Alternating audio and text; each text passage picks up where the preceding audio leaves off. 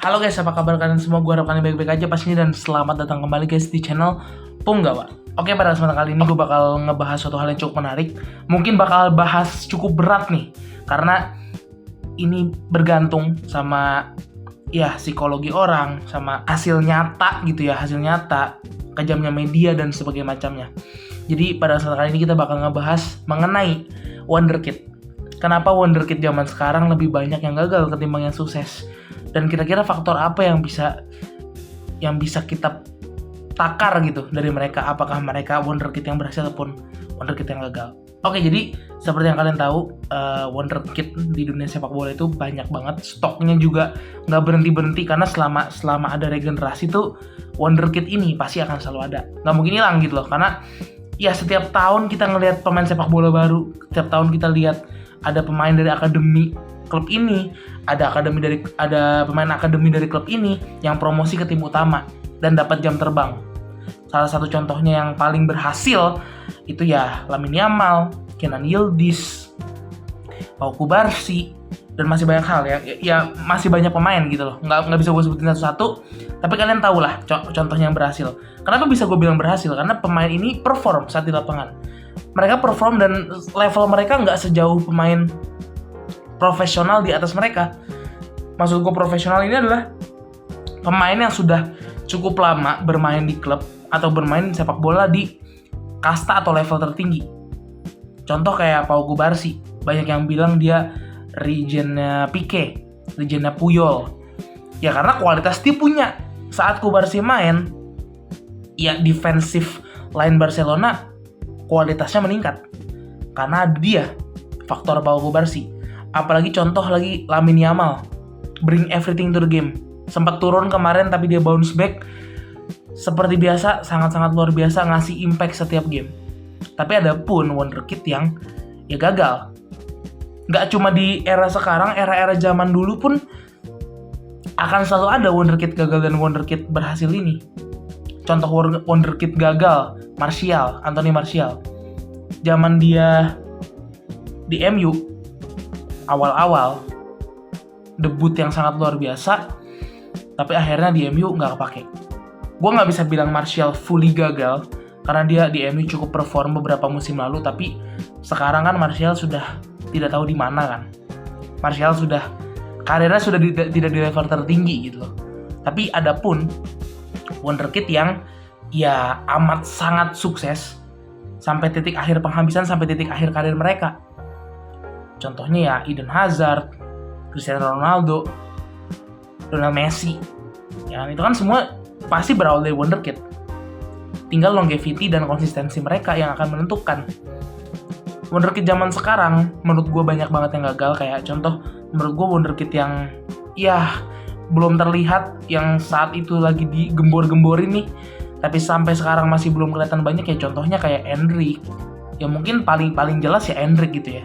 Paling jelas yang terlihat Endrick. Nah, menurut gue di zaman sekarang untuk menjadi pemain sepak bola itu jauh lebih susah daripada jadi pemain sepak bola zaman dulu. Gue tahu pemain zaman dulu levelnya amat sangat tinggi, menurut gue bahkan lebih tinggi daripada level sekarang.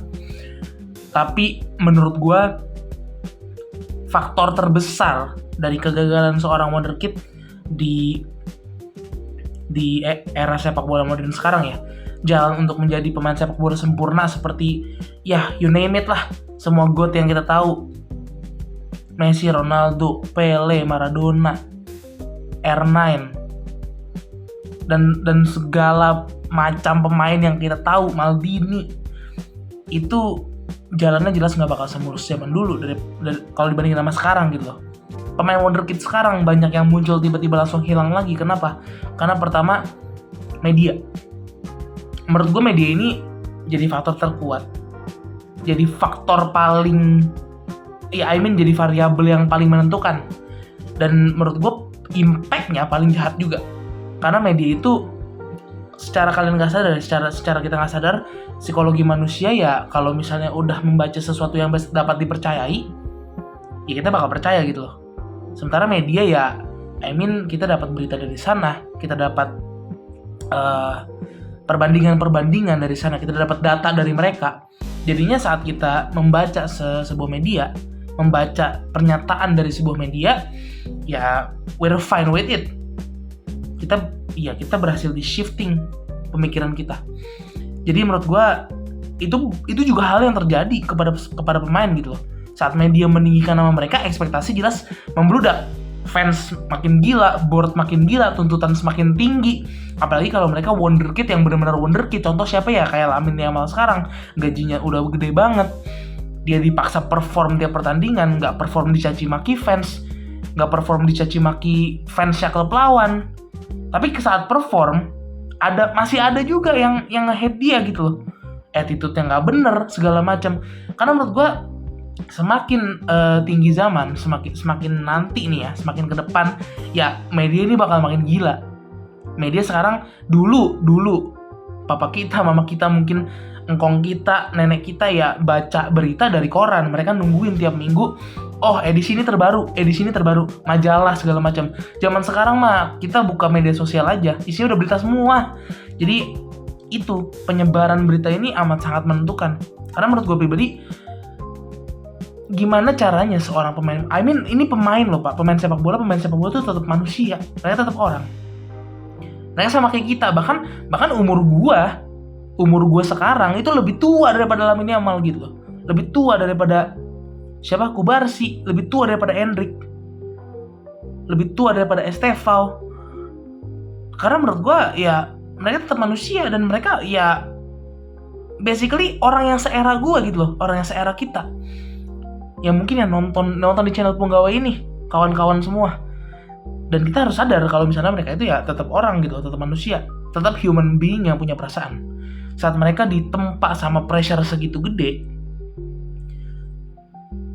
oleh pressure yang begitu gede, ya menurut gua akan ada goncangan. Apalagi mereka masih muda. Kalau misalnya mental mereka nggak kuat, it's over. That's why kenapa wonderkid zaman sekarang ya lebih cepat menghilang daripada wonderkid tahun zaman lalu. Ya karena media ini sudah sangat cepat menyebarnya.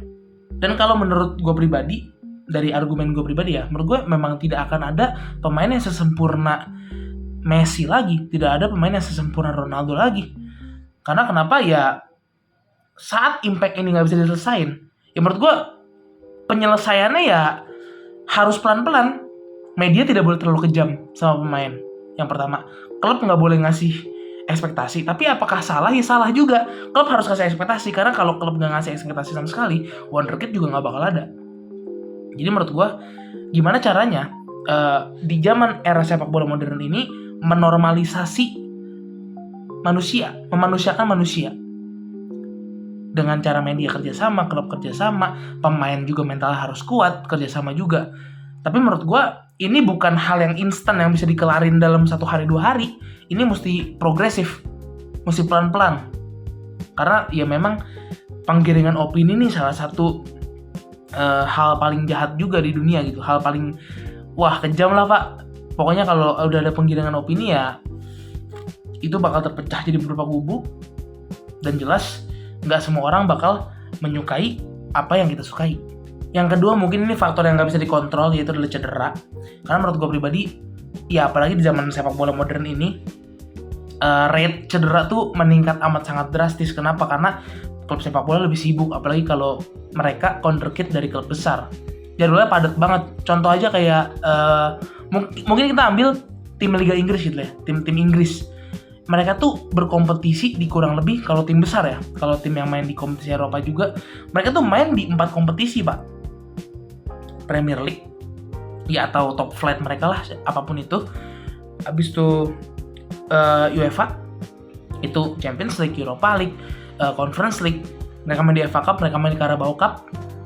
Bahkan tim bawahnya kasta Inggris ya, kasta Inggris yang bawah, itu mereka main di Liga Virtu Trophy kalau nggak salah, atau namanya udah ganti, gue lupa. Pokoknya itu buat tim League 1.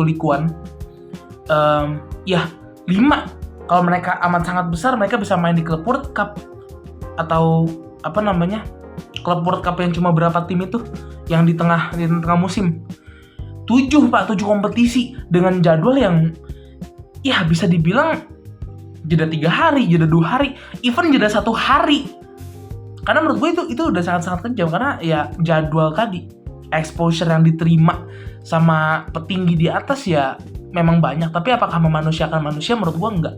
Karena ya balik lagi, itu hanya untuk kepentingan organisasi. Saat lu menilik ke dalamnya, banyak sekali pemain yang kecapean, terutama pemain muda yang mungkin iya fisiknya masih kuat dibanding pemain-pemain tua, masih sanggup lah lari ngos-ngosan, nggak terlalu ngos-ngosan bahkan. Tapi saat mereka udah dilabelin jadi wonderkid, mereka jadi pemain berbahaya di lapangan, banyak juga targeting yang cukup berbahaya juga ke mereka gitu loh. That's why rawan cedera juga naik, dan cedera ini menurut gue yang paling gak bisa dikontrol di antara yang lain. Karena ya everything that happens in the pitch ya it already happens in the pitch. Yang ketiga ya balik lagi ke ke lingkungan klubnya. Dan gimana caranya pemain ini membangun branding, gimana caranya pemain ini membangun sikap. Karena balik lagi, sepak bola modern ini amat sangat bergantung sama yang namanya fame. Pemain sepak bola tuh gue pribadi ngeliatnya pemain sepak bola udah kayak artis. Mereka harus punya brand, mereka harus punya fame, mereka harus punya image. Saat mereka nggak punya image, ya mereka bukan pemain besar. Dan wonderkid ini jelas sebagai pemain muda, prospeknya masih besar. Ibarat kata gagal jadi pemain bola, mereka harus sukses jadi artis. Kayak gitu loh. Karena menurut gue, ya backup plan. Kayak kita aja gitu, mahasiswa, kita kuliah di bidang ini, ya kita bisa lah cari kerja part time. Kita bisa lah nyoba narik mungkin, ngojek segala macem. Ya kayak gitu. Kita harus punya backup plan. Karena kalau misalnya kita nggak berhasil di satu bidang, ya kita punya di bidang lain gitu loh. Dan gue nggak nyalahin wonderkid sama sekali, gue nggak nyalahin pemain muda sama sekali. Karena kalau misalnya gue wonderkid pun, gue bakal tetap nyari backup plan. Gue bakal bisnis sesuatu dan segala macam. You've got the money, kita punya duitnya gitu kan. Apalagi kalau misalnya digajinya udah cukup besar, udah pemain yang sekaliber big name, ya why not? Kenapa enggak gitu loh. Dan lingkungan ini jelas membangun gimana caranya kita harus membangun brand yang cukup baik. Saat lingkungan kita nggak mendukung, gimana caranya kita bersikap itu buruk, mungkin di hadapan fans, di hadapan board, di hadapan klub, yang menurut gue itu juga bakal mempengaruhi penilaian orang-orang gitu loh. Contohnya kayak ya mungkin kasus terbesar Mason Greenwood ngelakuin pecel lele gitu ya. Dan itu rusak karirnya dia. Walaupun iya, gue tahu dia sangat perform sekarang di Marseille. Tapi even Mason Greenwood udah nggak diterima di Inggris. Even timnas Inggris aja nggak nge-collab dia buat Piala Dunia, gitu kan? Sekarang winger terbaik di Ligue 1 ya Mason Greenwood. Tapi ya karirnya udah hancur di Inggris karena reputasi dia di Inggris kelar karena kelakuan dia sendiri. Komitmen itu susah. Komitmen itu sangat-sangat berat. Dan menurut gue pribadi, sulit mencari wonderkid yang memang terlihat berkomitmen zaman sekarang. Kita nggak ngelihat wonderkid tanpa membangun branding. Karena wonderkid butuh branding. Kayak gitu. Karena menurut gue, ya memang itulah mungkin faktor-faktor. Sebenarnya faktor-faktornya itu simpel sekali guys. Faktor-faktornya simpel banget. Ya itu mungkin yang gue udah sebutin aja. 3 faktor besar itu aja. Cuma memang kan akar masalahnya ada di sepak bola modern ini. Gimana caranya sebuah organisasi, contoh aja kita kutip FIFA, gimana cara mereka bisa nge-oppress ini supaya mengurangi kans pemain-pemain ini salah arah, salah jalan, atau mungkin cedera parah kayak gitu. Gimana caranya bisa nge-kompres organisasi ini supaya welfare pemain tuh lebih terjaga. Gimana caranya media bisa lebih memilih diksi, memilih kata-kata dan sebagainya. Mungkin kayak gitu. Karena menurut gue udah nggak ada argumen lagi. Karena memang itulah faktor-faktor paling besar kenapa wonderkid zaman sekarang malah banyak yang gagal ketimbang yang berhasil. Jadi mungkin itu aja deep talk kita hari ini.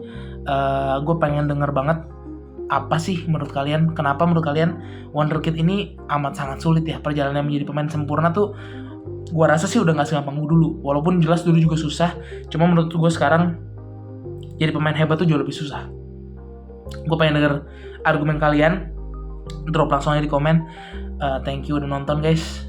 Sorry banget sekali lagi, gue lama banget jeda gak ngupload gitu ya, karena gue emang lagi sibuk juga. hopefully gue bisa tetap konsisten. Hopefully gue setelah ini bisa konsisten lagi buat ngupload. Thank you very much. Kita ketemu di konten berikutnya. Bye bye.